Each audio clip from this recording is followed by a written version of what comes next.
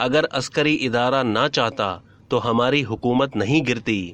فواد چودھری کے شاعرانہ انداز پر عمران خان کے کہے پی ٹی آئی رہنما فواد چودھری کے سیمینار میں خطاب پر وہاں موجود سابق وزیر اعظم عمران خان کے کہے لگ گئے۔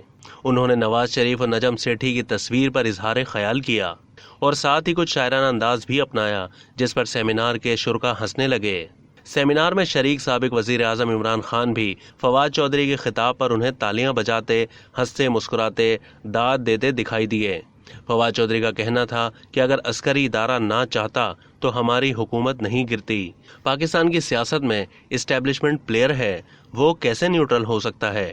فوج اور عدلیہ پاکستانی سیاست میں پولیٹیکل پلیئر ہیں۔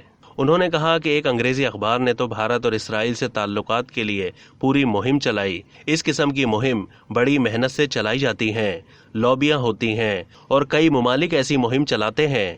نجم سیٹھی اور حسین حقانی کے موقف سب کو معلوم ہے۔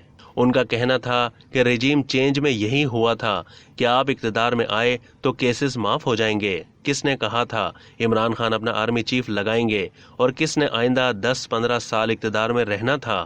فواد چودھری نے کہا کہ چیف الیکشن کمشنر جب ریٹائرڈ ہوں گے تو بہت سی باتیں پوچھی جائیں گی۔ Chief election commissioner regime change کا حصہ ہیں، انہوں نے انتخابات سے متعلق بیان کیوں بدلا، سب سامنے آئے گا۔